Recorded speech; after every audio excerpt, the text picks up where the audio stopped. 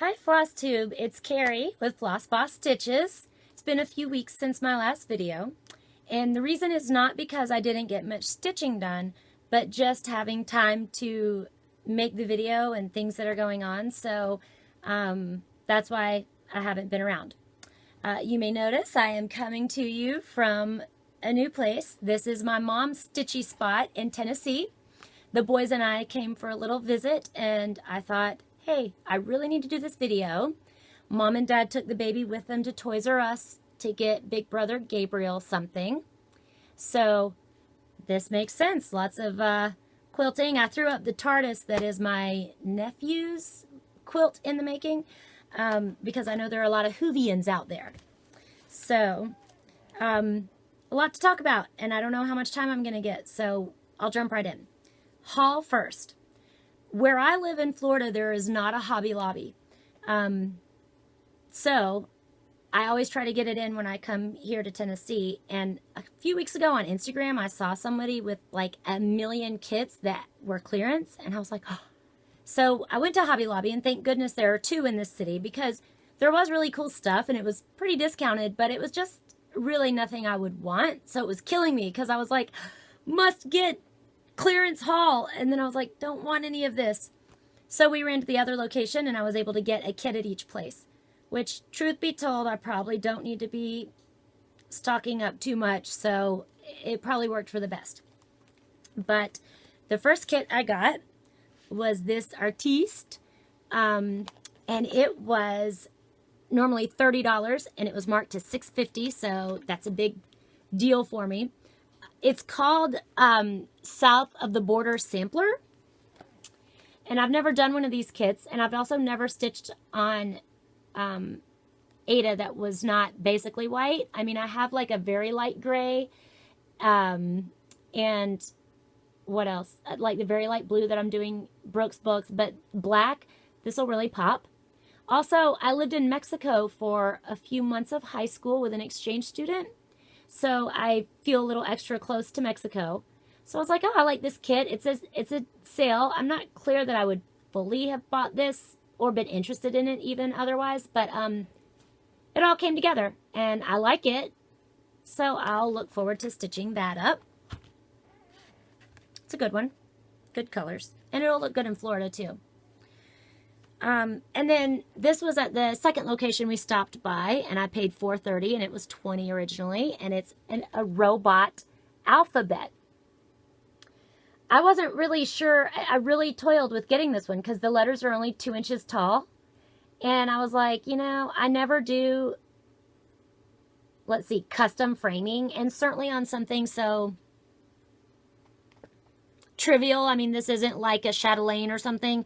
I probably wouldn't take it in and pay, you know, good money to have it specially framed for the length of my son's name. And then I was thinking, my son has 2 E's and 2 R's. So would it look repetitive since each robot is different? Would it be boring? But I went ahead and got it because it was only $4.30.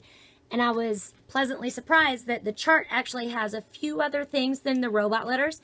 Just a little alien, like a little spaceship, and another icon that you can put on with these letters. So it'll just make it like a little bigger, and it might make it more square so that you could frame it with just, you know, Michael's always has deals on their frames. Just grab one. But a long strip like this, you could never put in like an 8x10 frame because it would have so much empty. But if you threw a few of those other icons on there, maybe it'd be easier to frame or turn into anything else. So that was a good deal. I was really happy when I opened it and found little extras on the chart. This is my favorite haul piece. I think I paid like $1 something for it, and that's only because we needed a zipper. I've been wanting a project bag, and I have a sewing machine, but let's be real, my mom is the one who sews. I'm really bad about attention to detail, and I like want to do things quickly, which is funny because cross stitching doesn't really move super quickly. But with sewing, like maybe I should take the piece down, iron the seam, and I'm just like, sew it, sew it. And of course, it always turns out crappy, so maybe I'll learn a lesson. But Ta-da! This fabric is all old, so we had all of this. She quilts a ton, and this was a scrap, and the lining was also some bigger scrap that she had. So it's Boo on the inside. And the only thing we bought was a zipper, and she has a ton of zippers. We probably could have done better with black or orange that she had, but this is what we did. And this fabric, I mooched off of her a long time ago, and a lot more that I did bring, and she's gonna whip up another one. This finished about like 9 by 11 and a little, so it's a little too small to put a booklet in, like one of my Stony Creeks, because it's like the exact size of the book. But I really, especially with kits and stuff, the robot kit is in here now. You know, I don't do a ton of huge things. I wouldn't want it too big, so this is good for me. I told her that maybe this would be like the most common size I would be interested in, and maybe a few, just like 2 or 1 that's bigger that a book could actually fit in. Because I do have my Peter Pan piece from the classic Disney Home Collection book of leisure arts, and I've got, you know, I'm doing the haunted house out of the Stony Creek, and Santa's trucking team, also from a Stony Creek.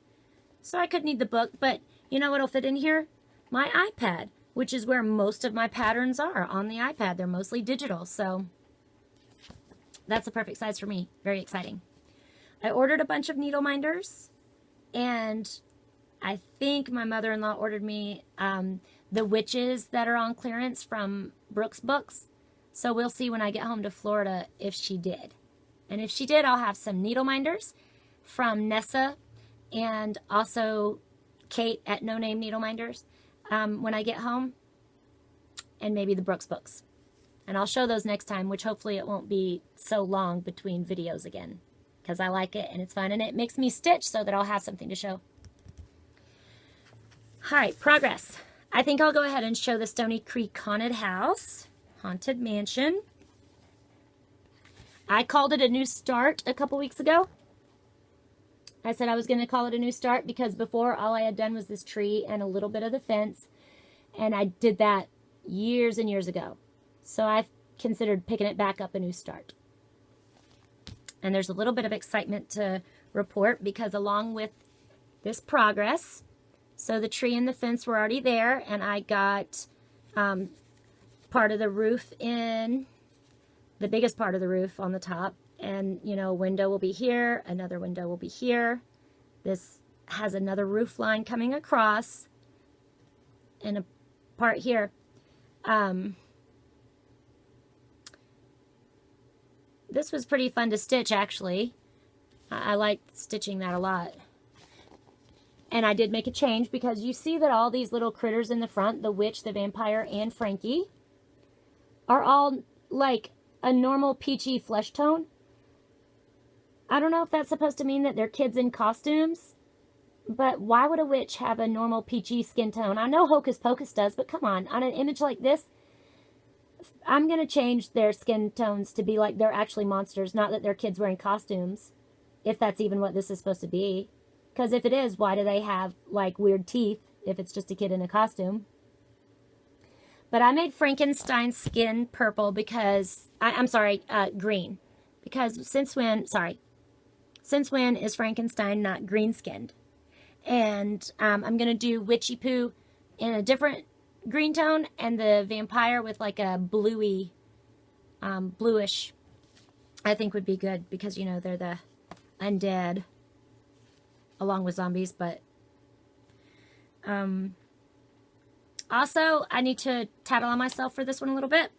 Let me show the picture one last time. You have a fire, a chimney there, and the ghost there actually goes a little higher than the chimney. Okay, but look at what happened, and this was even done years ago. Look how close I am to the edge. Like, what, 5 stitches right here? The chimney is supposed to come up from here. There's no way it's going to be able to go up, and then the ghost being even taller than the chimney. So I decided I could frog it, but I had the whole tree in the fence. So, because I realized this pretty early on when I restarted it. So I decided I'm not going to do that because honestly, there's not even room if I move down. This is already cut Ada. Because the fire pit from the characters comes down pretty low. So it's not like I could have moved the whole design lower. I'm just going to alter it myself, and I'll take out a few rows of the ghost's belly to make him shorter. And I'll take some out of the chimney. I think I thought about just making more roof there. But I can throw a few bricks. I think it'll still read as chimney, even though it'll be a little short. And I thought, you know, this is for my own home and for my children to enjoy. So it won't matter. But that is throwback from my old problems.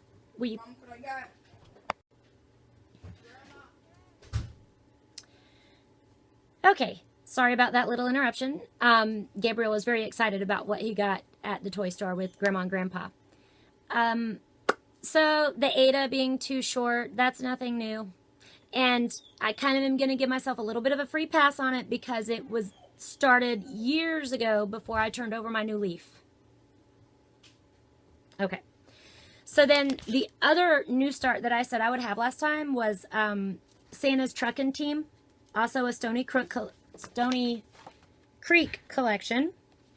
And it was this fella right here. Can't get used to my setup today. This truck. It's this guy, but I was going to do no trailer. And I did start, and what I have is part of the grill and a little bit of this green fender here.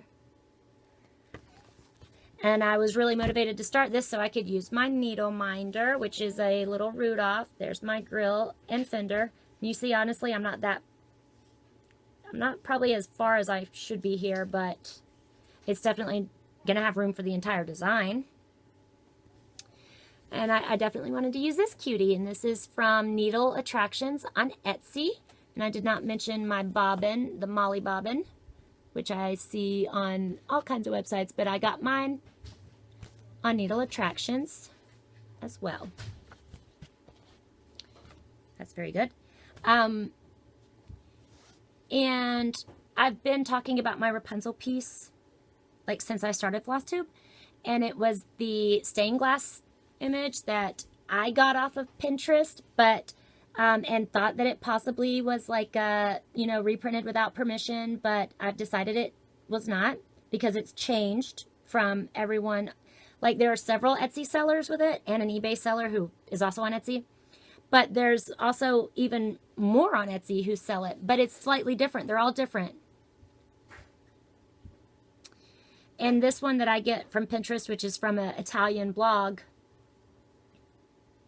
I just like it the best, so I think I'm fine with stitching it from Pinterest because it's different than the ones that can be purchased, and none of it is original artwork by the cross-stitch designers because I see the images all over the internet and they all have the same image. So, you know, I mean, if everyone is turning a licensed item that nobody has a license for into, I'm going to pick the one I like. So this is from Pinterest, and I have added quite a bit since the last time you saw it. All those blue panels on the inside, which this is already showing where Rapunzel's hair is going to be, and it tangles around. So that's fun. And I added a lot of yellow for the flowers, and down in this corner has had some work. I'm using my Stack a Tsum Tsum needle minder from Needle Attractions. So I love this design so much, and I love Disney so much. I went crazy on those designs, and I've saved them all, and I've already started Alice in Wonderland, and I've got the Queen of Hearts needle minding for me, and you see I'm just working around. So, but Alice is going to be in there with the Cheshire Cat, and I like how that's coming. And this is just 14 count Ada. It's pinkish. It's a full coverage piece like in the middle, so I'll probably, it would show a little bit of the pink, but I think that'll pop good. Okay, my mom is sassy, and she doesn't like cross-stitching. She's always said that she's no good at it. I'm like, how can you not be good at cross-stitching? She says she pulls the thread too hard so that the holes in the Ada, like every hole, you can see light through it, and that she tried to make ornaments for our teachers like in 1981, and they look terrible, and it took her all night, and all it said was Noel, and it was like this big. So it's like an ongoing joke, and she won't cross stitch. This morning I was holding the baby, and she was just in the kitchen, so I said, hey, don't just sit there, cross stitch for me. I mean, you see I'm just doing this little part of the border, pretty self-explanatory. Do you even need the pattern pulled up? No. And this is what she stitched. No. So she's in there, she picked it up, and I was like, oh, cool, she's going to do it. She said, oh, this is fun. I haven't done this in a long time. It's nice. I was like, see, you like it? I'm going to make you do more later. And she brought and showed me that this is what she did. She told me no. Good thing she made that project bag, or else she might have been in trouble. I think I'm going to leave that in there, too. I'll leave that no there. It'll go down through generations. This is what Grandma did. Sorry about that. Now my sister's blowing me up. She lives pretty close, about 50 miles away, but she wasn't able to come down here. So, you know, that's kind of no fun, being that I'm 12 hours from home right now in Florida, and she wasn't able to come that little bit. But she's working, so she's calling us all the time. She wants to be playing with us. She knows that we're having fun with sewing machines and all that. Okay. I did some Brooks Books work. I really thought I could have these all done by Christmas, and I probably could, but I'm just not working on it. Like, I'm not that excited about them. They're perfect images for me. They're pretty easy to stitch, but I'm just really loving my other projects, and I have so many whips. Like, for me, I normally wouldn't work on so many whips at a time. It doesn't mean I would finish something. It just means I would put it away and not see it for years. But I'm actually working on these things. So I did do a lot of Brooks Books work, but it's just not adding up to a lot that I thought it would. I have Rascal Raccoon, and I ordered all that special Krennic so I could bling these things up and make individual ornaments out of them. And I'm using my mom's Ottlight because she has all this fancy stuff that I wish I had, so I'll use it. And it'll help show sparkles. For Rascal, I put gold blending filament in the red. I use silver blending filament in his belly. There, yeah, there's maybe some showing. And in the cookie jar, gold and red again. And for his white, I didn't have the iridescent white yet when I stitched this, but I had like rope from Joann's, and it was just too heavy. I didn't decide to frog it, but it is standing up taller than the red stitches. Like, it looks lumpy, but I was like, it's just a little ornament. I don't want to frog it and then have like huge holes in the Ada. But it's not really that blingy.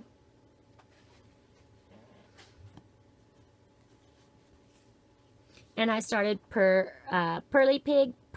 Piggy, and she has pink blending filament.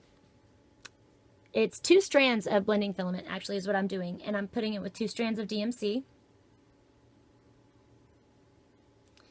And I heard the Stash Queen in a video talk about how she does Krennic. It was a part of the Q&A, and she was saying it just depends on how much she wants it to show, and that a lot of times she'll only cross back with the Krennic blending in there because the one underneath often gets covered. It would be so blingy when I went one direction, and then it would be like just DMC on top, like here, but you can see up here there's some bling, and over here, but underneath is like wasted Krennic. So that might have been something I should have done, is just go over the top with it instead of crossing both ways with it, because the one underneath is covered. But that's what I'm doing. I'm doing 2 strands of DMC, 2 strands of the blending filament, and I'm doing the whole cross stitch that way, the whole stitch. Her dress has some green filament in it and pink in her skin. I did red with the red in this one instead of gold, like I did on the raccoon. And up on her holly, you can't even see it at all. Not one, maybe right in here a little. Even with the Ottlight, it's a little hard on the camera to see it, but it's because it's not really showing in her hair. And the 8 also has pink blending filament. I don't remember this fella's name. The alligator, I believe he's number 19. And he shows up pretty well. I have teal blending filament in with that blue, that electric blue, 996 I think it is, in DMC. And I have lime green in with his skin tone. And I have black in the black. But it's a real downer because it does, I think it's catching a little bit in the light. The black is very hard to see. Yeah, in his mouth it's popping a little. But the black is very hard to see. And I think I actually did like 3 strands of the black with 2 strands of DMC. Probably in the mouth because it looks like I can't see the Ada at all, and I can a little bit in the goggles. So probably after the goggles, I felt like, man, you can't even see that. So I did 3 strands in the mouth. And then just because I had the alligator skin going, I decided to look at, I didn't want to waste any acrylic, and I still had a length. So I started the frog, who maybe is 11. I'm really not living up to my own expectations with these Advent animals because I thought they were just so fun. And when I saw Lindy Stitch's wall hanging, well, before she turned it to a wall hanging, but when I don't even think I've seen that yet, but when she just had the whole thing cross-stitched, I was like, yay. And I still love it, but I just really thought I was going to be like raising the roof with my progress on it, and I'm not. That's okay. I like it. It's fun, and I enjoyed starting a bunch of different ones just by whatever acrylic and floss that I had ready from leftover on the piece before. I just start a new one. So that's been fun. Yeah, that's what I've been doing, and designing a way for Floss Boss stitches on Etsy. Still having fun with that, and trying to control myself with 2 things. Mill Hill kits, which I've never even done one. I think I tried one when I was super young. And I was supposed to sample stitch it for the shop that my mom worked in. And I never did that.